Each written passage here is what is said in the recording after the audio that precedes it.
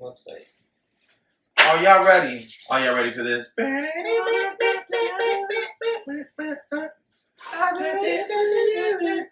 Alright, start that intro. Kayfabe was a way to show respect to the audience and respect your own business.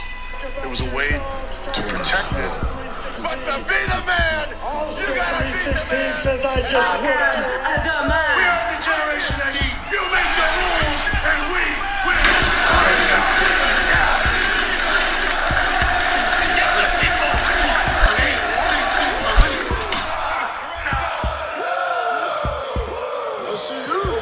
Who is booking this drop?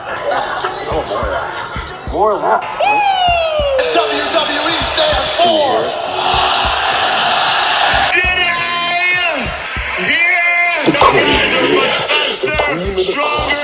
I am Mr. Richie Moon, and I'm Kayfabe Major, and I'm Kayfabe Focus.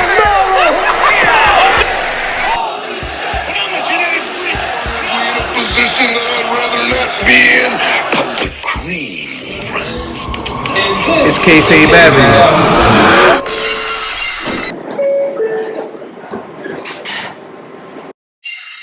Ladies and gentlemen, heels and faces, casual wrestling fans, and all you smart marks, I'm Mr. Richie Moon. And I'm Kayfabe AJ. And I'm Kayfabe Focus. And this is Kayfabe Avenue. And today, Today, in honor of Clash of Champions, we're going to have the Talk of Champions. We're going to go through all the champions and all the promotions around the world. We're going to give our opinions. We're going to get some thoughts. We're going to get some facts. So, gentlemen. Extra facts. Extra facts. Big facts. Yo, can I get a dead ass? Dead ass, B. Facts, B. If you was at Raw and SmackDown MSG, you definitely know what we're talking about. Can I get a year? oh, man. You definitely know so many about. upset people who didn't know what the years were all Like, about. what are the years? What are the years? I'm pretty sure Vince was backstage like, You got the years. The year's over. Oh, the years are such good shit. Oh, shit. Oh, the years. Bring me crime time. Oh, years. Remember the crime time. But let's get this championship discussion all the way Let's start it on off. Clash of Champions night. Yes, sir. Tonight. Let's start it off Who's our with first champion? MLW Jacob Fatu. AEW and WWE are both very interested in this. There's season. about the Very 5th million interested. Uso cousin. Yeah, you know, Yes, Uso clan is he's huge. Rikishi's nephew, so Yup. he's Jay and Jimmy's cousin. He's everybody's as well as cousin. Everybody else's cousin. Everybody's cousin. So I guess he's Roman's His cousin father- too? I think His father Samoa was, Joe's the only Samoan Tama that's not a the cousin. Tongan. His father was Tama the Tongan in WWE. Tama the Tongan? Yeah. I remember the Tongan character. Yeah. That's dope. You know, Usos is a big clan. They out there, so And right now he's with Contra Unit and MLW. he's been champion for 66 days. He beat Filthy Tom Lord. So his reign is still pretty fresh, and this is a guy that's been talked about for the past, I would say, 6 to 8 months. Facts. Been really hearing his name, doing big things at MLW, Ring bells. and checking back in on him. He's the champion of MLW. It's a big honor. Word. Somebody so young, and I'm really surprised that he's one of the rare Uso cousins that doesn't go straight to WWE. So he's taking his time. globe trotting. He's learning his craft He's taking his before, time. which is probably smart. You know what I'm saying? Very He's smart. very interested. We'll see what's up next for him. Next up, we got Brian Cage from Impact. He's been champion for 139 days. I'm going to be honest. I don't really know too much about Brian Cage's title reign. I know that they were considering putting Tessa Blanchard as the World Heavyweight Champion. He's going to fight Sami Callihan at Bound for Glory in October, I think. October? Don't ask me when Bound for Glory Yes. is. Yeah, that's about it. Yeah. So, next up, anybody got anything to say about Brian Cage? Brian Cage is pretty good. really good for a big dude, Facts. and he kind of looks like a huge version of Wolverine come to life. Oh yeah, because with the It's haircut, just, yeah. What he bases like his character on half of the time. He does a lot of Wolverine character. he does like a lot of luchador moves. Like But, he's a big dude. Yeah, like, he was part of Lucha Underground for a couple years. He was locked Word. into those contract disputes with them too, right? yeah, he'll have a lot over. But no, Brian Cage is not somebody you just want to skim over. He's a huge dude who can get it done in the ring. He's definitely a And top guy. I'm surprised WWE didn't try to snipe him a long time ago, to be honest. yeah, definitely a You bitch never to be on the know. guy. You never know. Word, you never know. Knocking on the door. Word. Yeah. especially in this climate. So who's on next channel? Next up, we got Nick Aldis, the NWA World's Heavyweight Champion. The husband of Mickey James. Yep. He's been champion of combined 500. Not messed up. It's true. He's the husband of Mickey James. That doesn't define him, though. It doesn't define him, but it's also he said it like it defined him. No. You know what I'm saying? But he is the husband of Mickey James, somebody people really know from mainstream. That's a little notch, you know. No, that's true. He's with somebody really good doing it and who's done it, who's a female legend in the business. So That's it true. is worth noting. But I'd rather talk about Camille Brickhouse, who's normally with him. Oh yeah, as in NWA, but word. He's been champion for 587 days Woo. over his combined reigns. Because remember, at All Out, he lost to Cody. Then he gave it back at NWA 70th, and he's been champion since then. So actually, AEW tried to sign Nick Aldis, but that feud between him and Cody actually elevated NWA Facts. into being able to be in the position they are Yeah. today. So Yep. big ups to that feud. It saw Cody actually gain the NWA title for the first time, word. which was like a special lineage thing with his father Baby. previously being an son NWA of a champion. plumber. Yeah, baby. So, you already know, You know, baby. it was definitely a big thing, but Baby.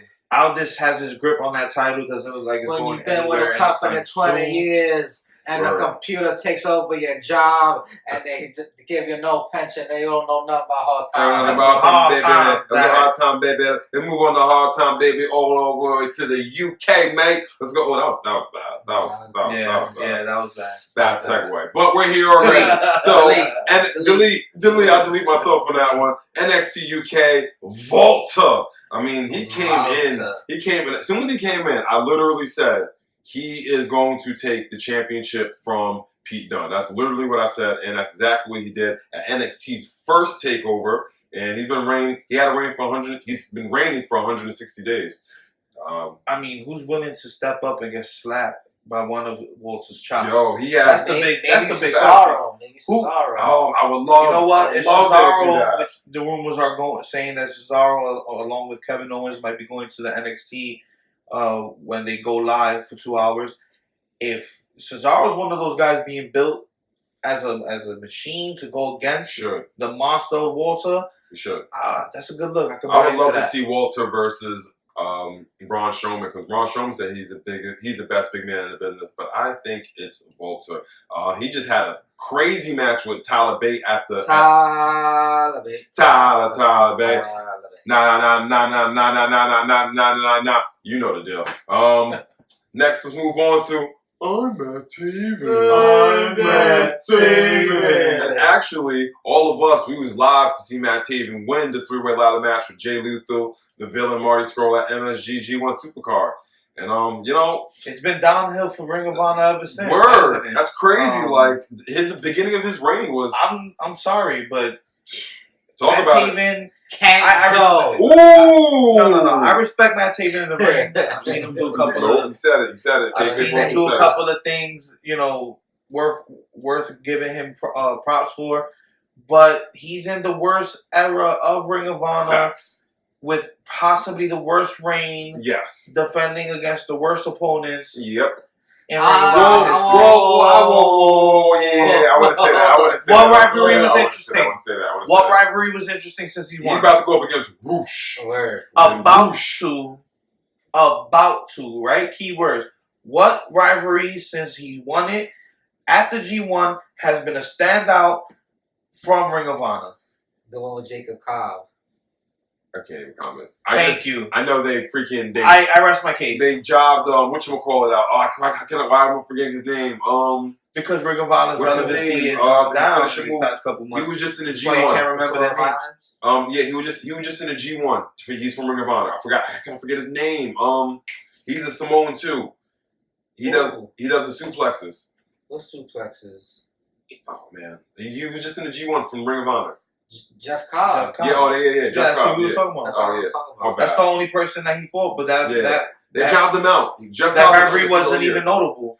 He hasn't done anything of notice since winning in the G1. And nobody really wanted him to win. But everybody wanted Marty Matt Scurll. Taven really is the worst Ring of Honor champion going on right now. Damn. And it has nothing to do with his work ethic. Damn. It has everything to do with the relevancy of Ring of Honor going down. Damn. And when you got someone like a Matt Taven who's not really proven in that spot, holding down Ring of Honor in this time period where AEW, WWE stealing all the shine and all these other territories are rising up, I'm sorry, but Ring of Honor's the redheaded stepchild right now. Well, it's looking tight crazy for Ring of Honor. I'll tell you that. It is, but I'll tell you I think who it's we're not. actually witnessing the fall of Ring of Honor. And we are witnessing the rise of NXT and their champion, Adam Cole. Baby! Man, Adam Cole has been killing it. Undisputed Era. They might fulfill their prophecy this year. They're about to go live on USA Network, and he's been champion for 105 days. I mean, will we get Roger Strong to get that belt so they can be completely undisputed? I think that's going Dripping to happen. in gold. But I think it should happen at War Games, though. I don't Dripping think it in should happen. gold. Who do you think Adam Cole's next opponent should be with the current state of NXT? Pete Dunne. Pete Dunne. I really do think it should be Pete Dunne. I think Pete Dunne is bigger than the North American Championship, no disrespect, but he was a champion for like 500 days plus. He needs to be boosted. Shoot him to the moon. Straight main Pete, event. Word. That guy, yeah. Pete Dunne's straight main event. So I think that should be his. Who else? Montez Ford. Montez look like the Street Profits about to go up to. Nah, they're called up. They're about to go up to Raw. That's why they lost the tag team championship. But They called up already. I did want to see Adam Cole versus That would have been dope. Montez Ford. I think that would have been a dope. Maybe someday.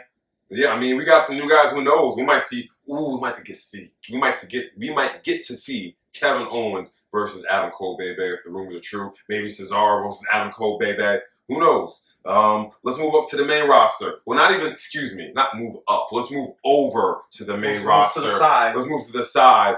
Bailey. Hey, Bailey. Ooh. Hi. I wanna know. Where you? Oh, soundbites. We got soundbites, ladies and gentlemen.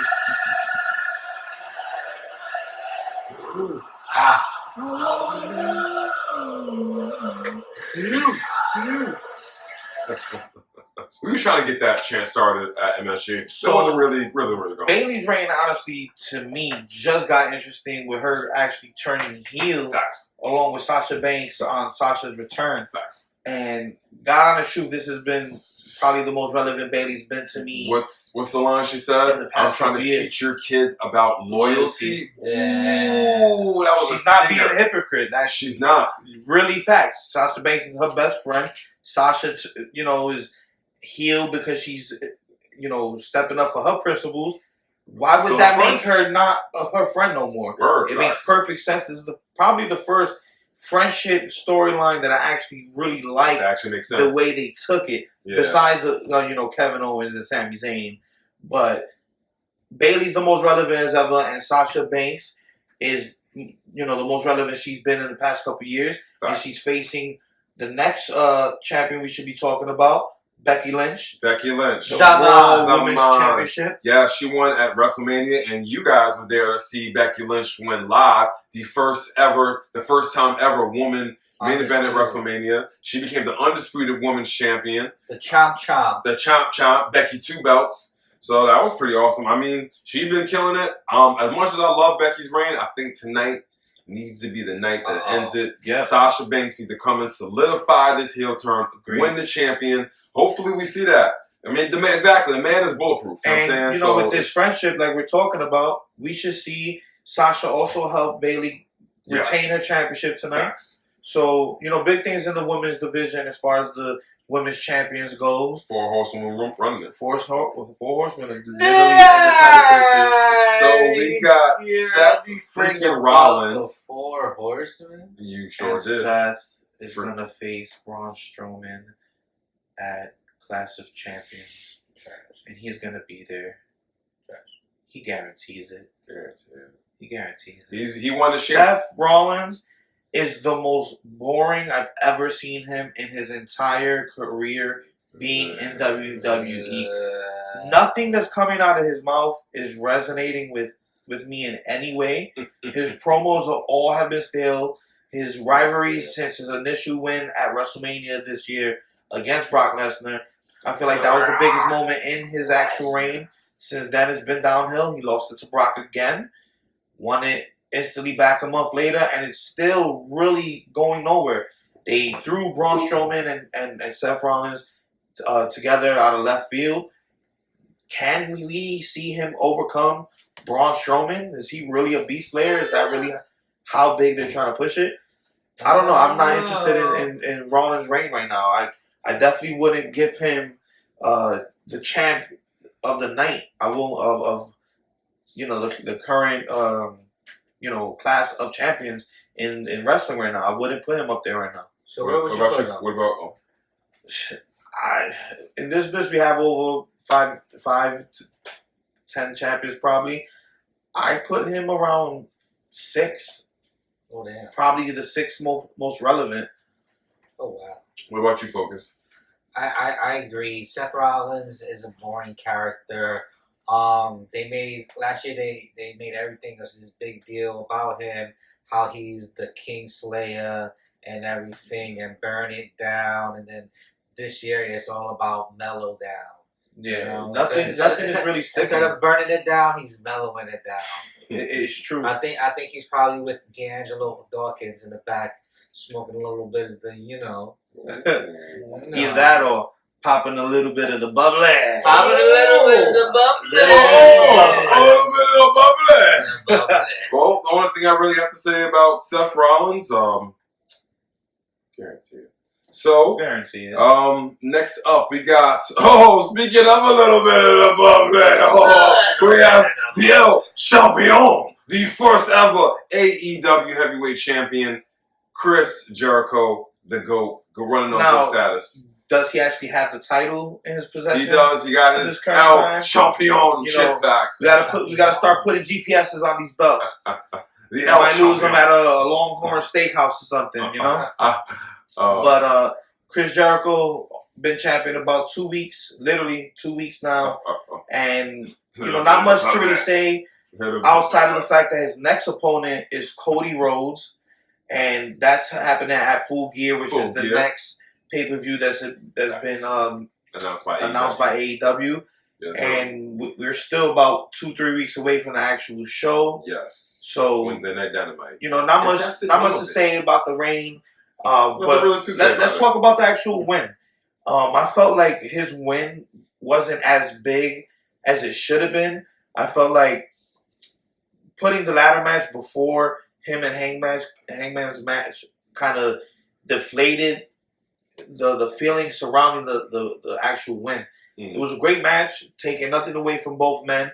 But at the end of the day, I feel like it should have been a celebrated moment, a lot more. Maybe they should have finally went all out with all this pyro that Cody loves. Go all out with pyro, confetti, everything. Like, it should have been a grand thing, and it didn't feel that way. No, it didn't feel that way at all. And it felt that way when he was doing the promo in the back, where everybody's just signing, nobody's congratulating him or anything. He just, Bucks, AEW's first champ right here. Look at it. Scorpio Sky, don't even think you're getting a shot at this. He called them the Bucky Boys. Here you go, Bucky Boys. Hey, Bucky Boys. But I think that's why his promo after, it made so much sense, because nobody was, kind of happy to see it. I feel like, and if Adam Page would have won, that's what we would have got. But since Chris Jericho's been the dick to everybody, I get that storyline and the backstage of it all, but I feel like the actual moment, the crowd was kind of deflated. I feel like the crowd didn't react to the win the way it should have been. Chris Jericho's the GOAT, undisputed, first ever undisputed WWF champion, unifying this baby right here with WWF's top title, and no one else can take that away from him. He's held numerous titles across all companies and divisions. But I think it should have been a big thing. To fantasy, I don't like to ever fantasy book AEW because they always do it way better than I can think of it in my head. But I would have actually saved the AEW Heavyweight Championship for my first day of TV. And that would have been my big hook to make everybody come in. Yeah. The AEW Championship would have been the main event of the first TV. Who knows? They still could do a AEW Championship celebration. I would have honestly made the ladder match the main event of that night, and I would have had the inaugural championship of AEW. But I can understand the argument with that because it was for the AAA Tag Team Championships. You know what I'm saying? That's why I understand. There's a lot of, you know what I'm saying? Because I feel the same way. I feel like the crowd was so burnt out from that championship match. Then you had the Cody match that was filled with a lot of drama. But the crowd was a little burnt out. But, you know, I mean, hey, we just started. See, that's what happens when you got a bunch of play wrestlers doing outlaw bullshit on a millionaire's budget. I wonder who that is, man. I wonder who that is, man. But the last thing we can say about this is, even though a lot of people did feel that way about the match, immediately, a little bit of bubbly. And then, boom, look at that. It reinvented himself just like that. Yo, El Champion. I think that's the quickest I ever seen a turnover on a T-shirt. Just reinvented himself just like that. A little bit of the bubbly T-shirts on sale like the next day. A little bit of the bubbly's over than most of your favorite wrestlers. Sure. Let's move on to last but definitely not least, in my personal opinion, I think the champion of the champions, Kazuchika Okada, the New Japan Pro Wrestling Champion. His combined reigns is 1,677 days over 5 reigns. This last reign is 161 days, where he beat Jay White at the G1 Supercard. I mean, I don't know what else there is to say about Okada. Like, he is the rainmaker. He beat Chris Jericho. Undoubtedly the #1 ranked IWGP Heavyweight Champion. That's just a fact. Mm-hmm. Where does he go from here? Like, who should be his next big rivalry? Kota Ibushi. I feel like he hasn't had that since Kenny Omega. Nah, him and Jay White been going at it. Jay White made him flip his whole Is it on the level of a Kenny Omega that every match they had was arguably breaking? I mean, that's Kenny Omega and Okada. That's just the way they mesh. But as far as the rivalry he had with Jay White was really up there because he made the Rainmaker come back. He made the, you know what I'm saying? He made the Rainmaker come back with the pants. That shit was getting popped for like 4 months. Well, there is actually one person you forgot. Who did I forget? And it's the person who has 160 days as WWE Heavyweight Champion, Kofi Kingston. We didn't even talk about Kofi Kingston. Hold on. I knew that it made it seem like I forgot about him, but I was actually going to save him because I had a nice little, like the experience, had a nice little personal story with him. I know it made it seem like it. Okay. I know, because I said last but not least. Yeah, I didn't mean to say that, but don't worry. I definitely wasn't. Exactly. Kofi. I got a personal story with Kofi. Nah, I'm definitely not going to leave him, but I still do feel that Okada is the champion. I feel like he's the top champion of all the champions out of all promotions. I'll give my opinion after. That's the way I feel about Okada. I feel like he has the best. It can be argued the best matches. He has sometimes the best matches. I feel like his reign has just been solid. New Japan Pro Wrestling's booking is just so solid. I don't think he's putting out the best matches per se as a heavyweight champion. But what I do say is he's the most believable as a champion. He's the person that you can actually book back-to-back events behind. And people want to see Okada, and people fill the stadium to see him. Facts. Something as simple as taking off his pants to reveal shorts. People get behind that. Like, Okada is a franchise in his own. And I wonder if he ever gets tired of chasing the same title. Will he jump to AEW? Will he jump to WWE? I doubt that very seriously. I think the only way we'll ever see Okada in AEW if AEW and New Japan Pro Wrestling start working together. The last thing I say about this is the big story in kind of New Japan is everybody's trying to be the first ever double champion. So the champ. So Okada's going after. Well, Okada hasn't said anything about it, but it's kind of Ibushi's going after it. Naito's going after it, and Jay White. And it's just another testament to their booking because Naito has been going on this journey to be the double champion for like a year and a half now, and it's everybody else want to do it. Not everybody else. Word. Because they copycatting. Facts. And I know I said last but not least, but this is last but not least. The other day when we went to go to Raw, literally right after we went to go buy tickets, we come outside of Madison Square Garden and we see the WWE champion, the first ever African-born WWE World Heavyweight Champion, Kofi Kingston, baby! We seen him, I ran up to him, had a conversation. He told me a secret. What he said. And nope, I'm not going to tell you. I'll tell you when the time is right. Yep, I now was there. The right time. Yep, he was there. Told me a secret. I tell you when the time is right. But yeah, Kofi Kingston, first African-born champion. He was honestly dead serious. The first African World Heavyweight Champion to step foot in Madison Square Garden. Ooh, facts. As champion after 10 years of the WWE not even being in that building. Facts. Yep. So Thank you. We were there. I will say, thank you, Kofi. The state of Kofi's championship reign, I will say in the beginning, I wasn't a true believer that he could actually make it this interesting. But going into Clash of Champions tonight, Kofi Kingston is my most looked forward to match versus Randy Orton tonight. I think he finally got legs on his championship reign. I feel like he finally found the opponent that he needed to make this a meaningful championship for him. And this is it. This is finally the pinnacle of what Kofi can do going forward. Will he ever be a champion again after this reign, or will he solidify himself as one of the icons? This is the point where he finally, to me, elevated himself with the title. You know, a lot of people say the title makes the person or the person makes the title. I feel like he has that good balance of both right now. He's making the championship meaningful, and the championship is also making him meaningful.